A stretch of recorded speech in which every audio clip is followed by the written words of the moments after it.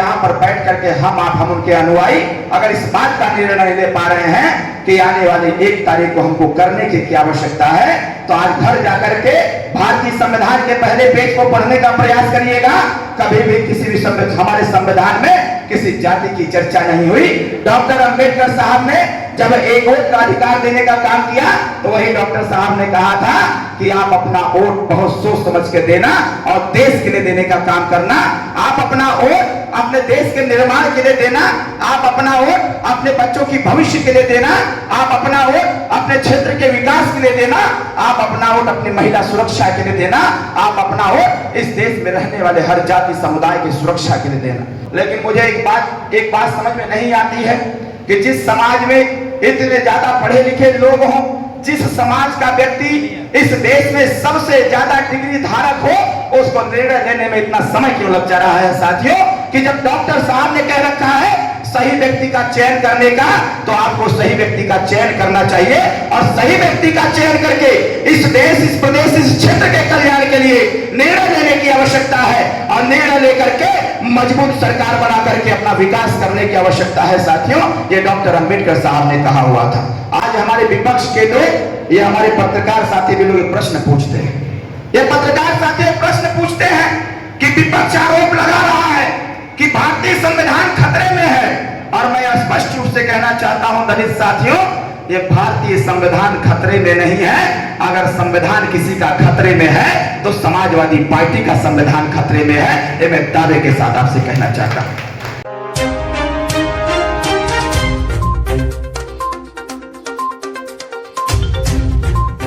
बहुत बहुत धन्यवाद। एक बार हमारे साथ दोनों हाथ उठा करके बोलिएगा। पहले दोनों हाथ ऊपर उठाइए। यहाँ जितने लोग उपस्थित हैं दोनों लोग हाथ ऊपर उठाइए और हमारे बोलने के बाद बोलिएगा जय भीम, जय भीम, जय भीम, जय भीम, जय भीम, जय भीम, जय सुहेलदेव, जय सुहेलदेव। बहुत बहुत धन्यवाद। इस कार्यक्रम के आयोजक हमारे अनुसूचित प्रकोष्ठ के मंडल अध्यक्ष अनुराग कुमार किंकर जी, इस कार्यक्रम के संयोजक विपिन जी जो सभासद हैं, मुन्ना राम जी जो प्रधान हैं, विनोद कुमार जी जो सुहेलदेव भारतीय समाज पार्टी के नेता हैं।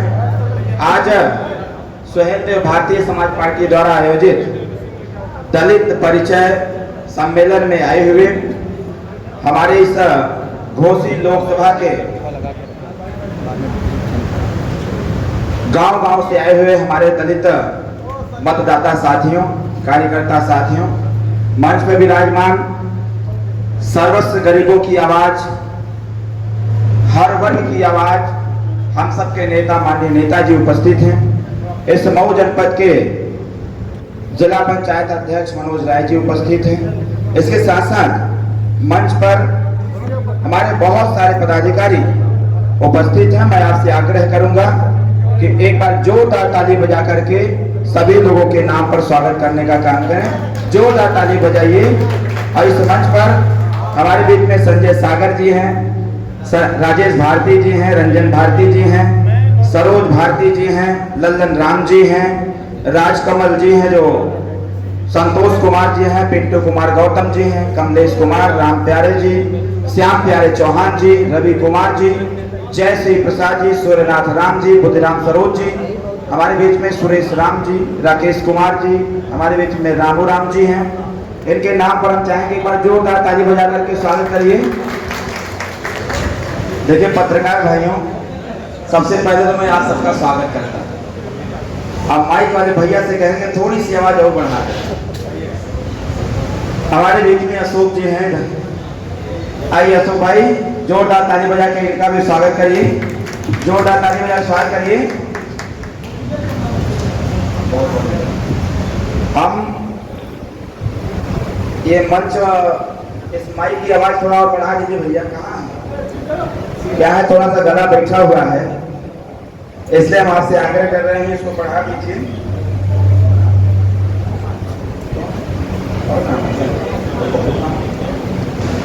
हमारे बीच में धर्मेंद्र मास्टर जी हैं, अवधेश कुमार जी हैं, पवन परिवर्तन जी हैं, ज्ञान प्रकाश जी हैं, चंदन कुमार जी हैं, प्रेमचंद राम जी, पारसनाथ राम जी, दीनदयाल जी, प्रोफेसर रामजीत पावन जी, हमारे बीच में अशोक कुमार जी, कमलेश कुमार जी, राम प्यारे जी, रवि कुमार जी, राम प्रवेश राम जी, विंध्याचल राम जी, सोनू प्रधान जी, अमरजीत गौतम जी। आप सभी लोगों के नाम पर एक बार फिर से स्वागत कर दिए ताली बजा करके। साथियों, आज हम सब लोग यहाँ पर बैठे हुए हैं और जब से आप बैठे हैं तब से एक ही चिंतन मंथन कर रहे होंगे कि इस हॉल के अंदर भाई साहब से सही कर लीजिए,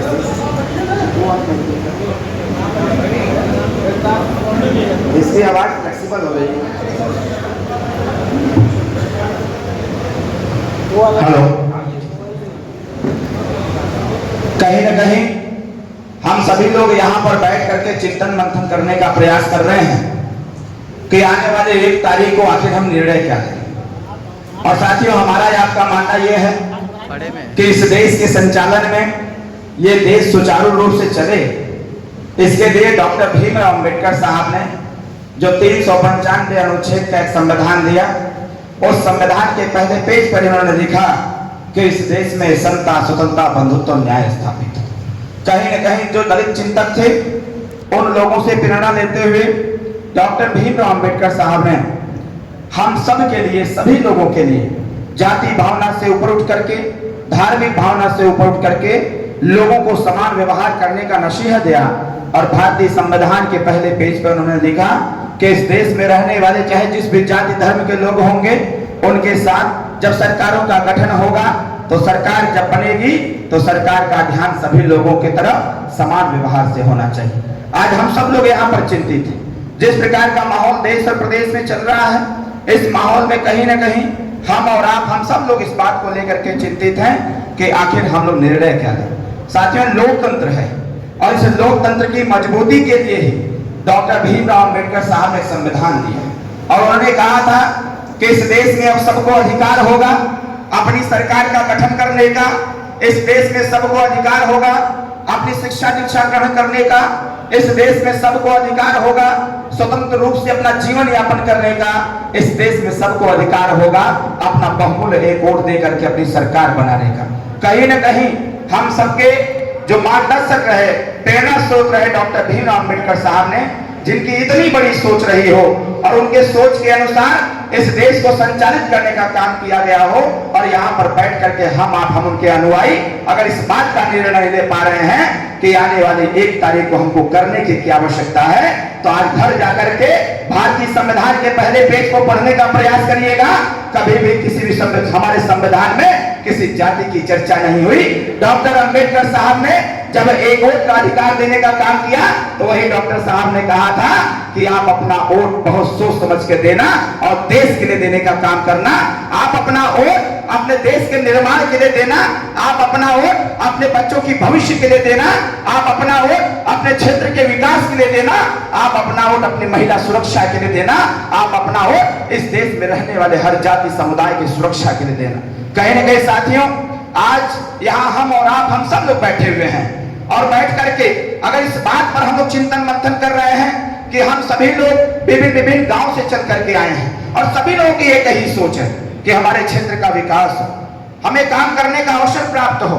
लेकिन मुझे एक बात समझ में नहीं आती है कि जिस समाज में इतने ज्यादा पढ़े लिखे लोग हों, जिस समाज का व्यक्ति इस देश में सबसे ज्यादा डिग्री धारक हो, उसको निर्णय लेने में इतना समय क्यों लग जा रहा है साथियों, कि जब डॉक्टर साहब ने कह रखा है सही व्यक्ति का चयन करने का, तो आपको सही व्यक्ति का चयन करना चाहिए और सही व्यक्ति का चयन करके इस देश, इस प्रदेश, इस क्षेत्र के कल्याण के लिए निर्णय लेने की आवश्यकता है और निर्णय लेकर के मजबूत सरकार बना करके अपना विकास करने की आवश्यकता है साथियों। ये डॉक्टर अंबेडकर साहब ने कहा हुआ था। आज इस मंच पर बैठे हुए हमारे नेताजी हैं, आप सब लोग देख रहे हैं इनको, अच्छी प्रकार से जानते हैं कि हमारे नेताजी के चेहरे में डॉक्टर भीमराव अंबेडकर साहब के साथ साथ मान्यवर कांशीराम साहब का चेहरा नजर आता है। हम लोग इस बात को समझते हैं, हमने पढ़ाई लिखाई जरूर किया, मेरी पढ़ाई लिखाई कभी नौकरी के लिए नहीं रहा, मेरी पढ़ाई लिखाई, मैं भी मान्यवर कांशीराम साहब के बारे में जब बाबूजी हमको बताए, जब इन्होंने बताया कि माननीय कांशीराम साहब की सोच क्या थी, हम उनके पीछे क्यों दीवाना हो गए, हम उनको साइकिल पर बैठा करके गांव-गांव क्यों जाना चालू किए। जब इस बात की जानकारी बाबूजी के द्वारा हम जैसे लोगों को दिया गया तो दीवानगी हम लोगों के सर पर भी चढ़ गया। मैं एक छोटी सी घटना बताना चाहूंगा। जब मैं छोटा था, जब मैं अपने स्कूल पढ़ने जाता था, तो बाबूजी जब बहुजन समाज पार्टी के जिला अध्यक्ष हुआ करते थे, तो उस समय हम अपने झोले में बहुजन समाज पार्टी का झंडा लेके जाया करते थे। हम उस झंडे में डंडा लगा करके कंधे पर रख करके उसको स्कूल तक लेके जाते थे, और जैसे स्कूल पहुंचते थे तो उसी गन्ने के खेत में झंडे को रख करके पढ़ाई लिखाई करते थे, और जब 4 बजे छुट्टी होता था तो फिर उस झंडे को लेते थे और नारा लगाते हुए चल देते थे घर की तरफ। साथियों, ये छोटे में हम लोगों ने भी करने का काम किया था। आज नेताजी यहाँ पर बैठे हुए हैं, आप स्वतः सोचिए कि आखिर आपके हिस्से की बात कौन करेगा, आपकी रक्षा सुरक्षा की बात कौन करेगा, आपकी भागीदारी की बात कौन करेगा। आज हमारे विपक्ष के लोग, ये हमारे पत्रकार साथी भी लोग प्रश्न पूछते हैं, ये पत्रकार साथी प्रश्न पूछते हैं कि विपक्ष आरोप लगा रहा है कि भारतीय संविधान खतरे में है, और मैं स्पष्ट रूप से कहना चाहता हूं दलित साथियों, ये भारतीय संविधान खतरे में नहीं है। अगर संविधान किसी का खतरे में है तो समाजवादी पार्टी का संविधान खतरे में है, ये मैं दावे के साथ आपसे कहना चाहता हूं। ये संविधान खतरे में कैसे पड़ सकता है? जिस संविधान से पूरा देश चलता हो, जिस संविधान से हमारा IAS और IPS लॉबी चलती हो, जिस संविधान से हमें शिक्षा का अधिकार प्राप्त होता हो, जिस संविधान से प्रधानमंत्री का चयन होता हो, जिस संविधान से राष्ट्रपति का चयन होता हो, और उसी संविधान से क्षेत्र पंचायत का चयन होता हो, ऐसे संविधान पर कभी आज नहीं आ सकता है। ये विपक्ष में बैठे हुए लोग सिर्फ हमको आपको गुमराह करने का प्रयास कर रहे हैं कि किस प्रकार से समाजवादी पार्टी का संविधान बच जाए। आप इस भ्रम में मत रहिएगा। ये भरमाने वाले लोग जो आपके कानों तक आवाज पहुंचाने का काम कर रहे हैं, ये विपक्ष के लोग जो बार बार आपके यहाँ सूचना देने का काम कर रहे हैं कि भारतीय जनता पार्टी की सरकार आ जाएगी तो भारतीय जनता पार्टी मजबूत हो जाएगी, तो यहाँ का संविधान खतरे में हो जाएगा। मैं इस बात को स्पष्ट रूप से कहना चाहता हूं, आपके संविधान की रक्षा सुरक्षा संविधान को मानने वाले लोग ही कर सकते हैं साथियों, संविधान का खंडन करने वाले लोग नहीं कर सकते हैं। इसलिए मैं आपसे आग्रह करूंगा कि आने वाले समयों में उसी संविधान के आधार पर, उस संविधान में दी गई व्यवस्था के आधार पर जो वोट देने का अधिकार डॉक्टर भीमराव अम्बेडकर साहब ने आपको दिया हुआ है, उसी संविधान का पालन करते हुए और डॉक्टर भीमराव अम्बेडकर साहब को याद करते हुए आने वाले 1 तारीख को एक मजबूत नेता को खड़ा करने का काम करिए, एक नेता को दिल्ली भेजने का काम करिए कि जब जब भारतीय संविधान पर कोई विपक्ष टिप्पणी करेगा तो उस समय उस दिल्ली की पंचायत में खड़ा होकर के ये आपका बेटा या आपका भाई संविधान की रक्षा करने का काम करेगा, विपक्ष की साजिशों को नस्ते नाबूद करने का काम करेगा। विपक्ष की साजिशों को हम नस्ते नाबूद करने का काम करेंगे। जैसे हमारे नेताजी हैं, ये आप लोग जानते हैं, पहचानते हैं, समझते हैं कि उत्तर प्रदेश की विधानसभा में 403 विधायक हैं। उत्तर प्रदेश की विधानसभा में 403 विधायक हैं, और 403 विधायकों में जब उत्तर प्रदेश के गरीबों का सम्मान की बात आ जाती है, गरीब की रक्षा सुरक्षा, इसके हिस्सेदारी भागीदारी की बात आती है, तो कोई बोले चाहे मत बोले, लेकिन ओम प्रकाश राजभर जी ने संविधान की शपथ लिया हुआ है।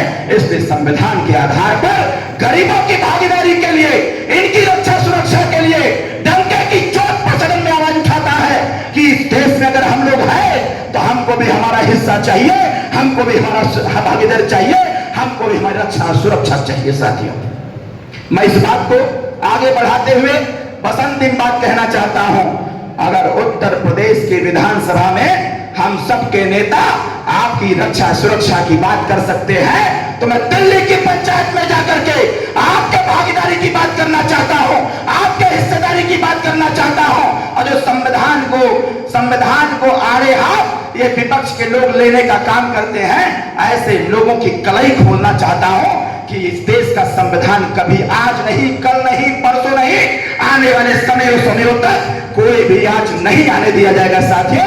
लेकिन एक बात तो तय है, एक बात तो 100% तय है कि अगर आप मन मिजाज बना लेंगे, अगर आप अपने आप को समझ गए और आपने मन मिजाज बना लिया, तो तो मैं 100% गारंटी के साथ कह रहा हूं, दलित समाज के लोगों, जो संविधान को तोड़ने की बात ये समाजवादी पार्टी के लोग करने का काम कर रहे हैं, उनका संविधान जरूर टूट जाएगा 1 तारीख के मतदान के बाद और 4 तारीख के परिणाम के बाद। इसलिए मैं आपसे आग्रह करूंगा, आने वाले 1 तारीख को हम सभी लोग मिलकर के एक दूसरे का सहयोग करते हुए, एक दूसरे का सम्मान करते हुए, भारतीय संविधान को मानते हुए, भारतीय संविधान के समता, स्वतंत्रता, बंधुत्व, न्याय को स्थापित करने के लिए आने वाले 1 तारीख को चुनाव निशान छड़ी का बटन दबाना है साथी।